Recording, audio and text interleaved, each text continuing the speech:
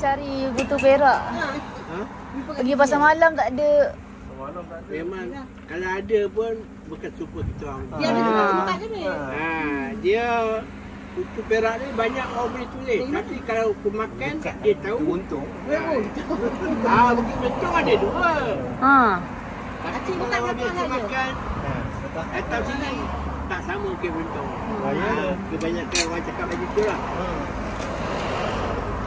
Burger raya satu bukan kalori satu, tapi ada Kalori tu. tapi tak Dari sama, hijau kan? tak sama kat sini cakap. Tak salah itu lah cakap. Siapa yang dia makan dia tahu lah. Buka hari apa? Satu hal saja. Tak je. Satu hal saja.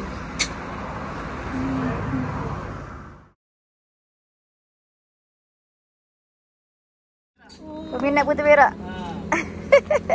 Comot dah pula. Butuh perak lompang bagi dapat kurusan. Tu dah ada video. Okay. Kalumpang. Ada gemuk. Tepi jalannya.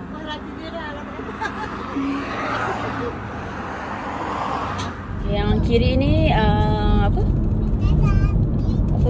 Putu perak. Gula merah. Yang belah kanan ni putu perak.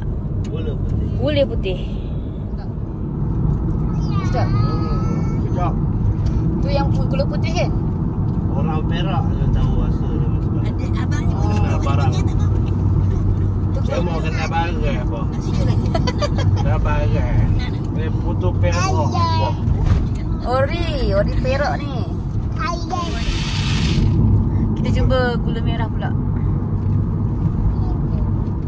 Mana yang sedap? Putih ke merah? Gula merah pun sedap juga. Oh, sedap juga. Dia ada apa? Masing-masing ada kehebatan masing-masing. Gula merah dia manis. Kalau gula putih dia masin sikit, dia berlemak. Berlemak. Okey, maknanya putih lah. Nak try mana putih lah. Merah ni manis ke? Yang nak diet tapi nak makan tu boleh makan yang putih. Kenyal. Yang gula putih punya. Bismillah. Bambu tak serangan. Untuk apa tu? Mayam. Bambu sedap ke ni? Bambu sedap. Kerang-kerangnya. Sedap lah. Mayang kurang sikit lah.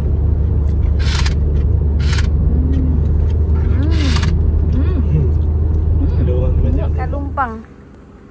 Ada gemuk. Tepi jalannya.